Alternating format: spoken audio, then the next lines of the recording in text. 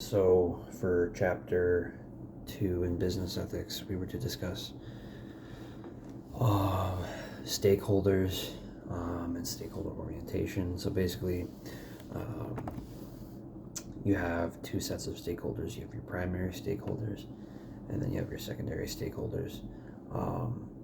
Your primary stakeholders are going to be the ones that are necessary and basically have to do with the survival of your company. Without these, your company won't survive. So these include customers, employees, shareholders, suppliers, the community, and government regulatory agencies. So without these, your company, it won't survive if it's missing one. For example, customers. Without customers, you're not going to have a company. Then you have your secondary stakeholders, such as the mass media, competitors, trade associations, and special interest groups. So these aren't necessary for the survival of your company. But they kind of like feed into your primary stakeholders. So, like, for example, the mass media, your customers see something in the mass media, it can sort of feed in through that, and then it can change the direction of the way your companies or the way your customers are going to buy different products. So that's sort of like a broad example, I guess you could say. Basically, these the primary stakeholders are going to have a big sort of role in terms of how you're going to be socially responsible.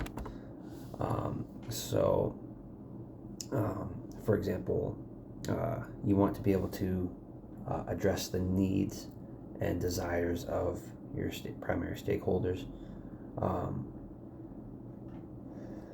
Basically, these, for example, you have your customers. You're going to want to be able to sort of, can't think of the right word, like make them happy in terms of like what they want. If like right now, the environment is something that's very big and what we talk about a lot in the news. A lot of the time, customers want companies that care about the environment. So companies are gonna have to meet their needs in order for them to be willing to buy from your company. So that plays a huge role. Same thing with employees too. And people aren't going to want to work for companies that have extremely different values than them. If they're working for a company that's polluting the planet, polluting the air, whatever, they'd rather seek a potential job at a company who is going to be green, because that's what they support and that's what they want. So they're going to have a big impact in terms of that. So those are just two kind of examples of that. But there are, a big scale and range of how your stakeholders are going to actually affect how you, how socially responsible you are going to be. The other thing too is the stakeholder orientation. So this is basically how a firm or company understands and addresses stakeholder demands. So like I was saying before, certain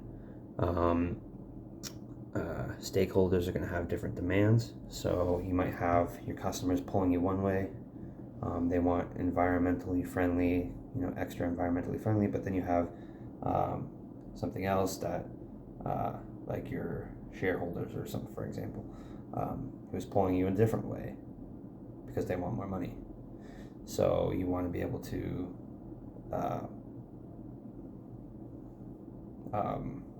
meet the demands of your customers, but you also want to meet the demands of your shareholders because they want more money. It's that sort of thing. So you have to kind of meet the demands of these people and interact with them and address their needs and address their needs over here too. So that's sort of how stakeholder orientation works.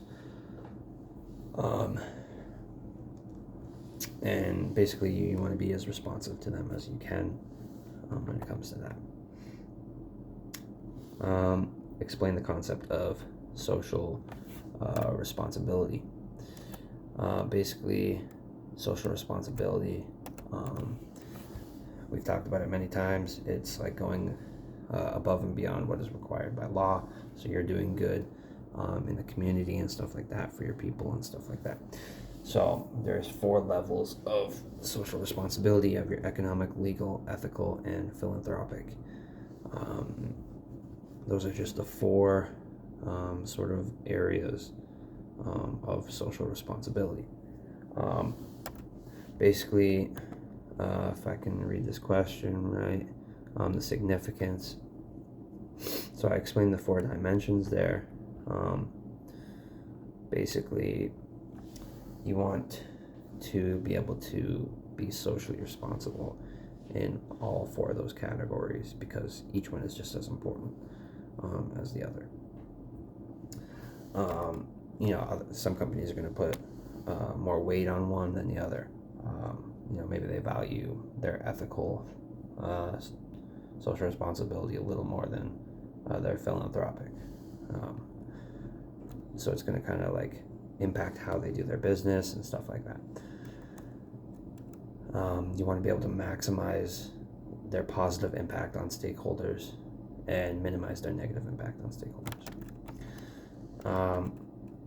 So basically, social responsibility, it's very important because one, it really affects sort of the entire planet to some degree. For example, like if you have CO2 emissions and stuff like that. But one of the big significance of social responsibility is that it makes your stakeholders happy, and as a result, you're going to bring in more money because, like I said, people want to buy from socially responsible companies. People want to work for socially responsible companies. So it kind of gives you a competitive advantage in that industry if you are more socially responsible than your competitors. Sort of like a long run thing. Sometimes you have to invest a little more to get more from the long run. And sort of like the benefits and outcomes of being socially responsible. Again, your stakeholders are going to be happy, and you can bring in more profits, and you're making the world a better place, whether you're helping the community out, whether you're helping the planet out, whatever you're doing, you're making the world a better place,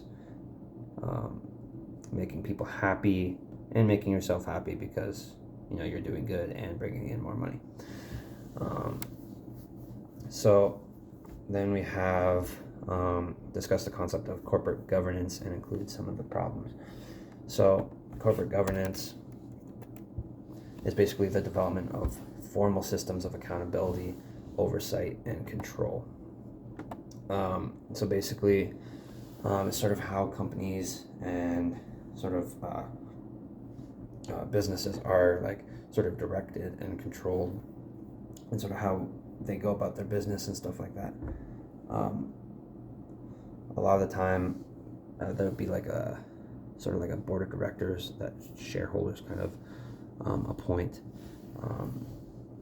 and there are problems that arise. So if I can read this question properly, problems that arise are issues organization usually experience when addressing their corporate governance.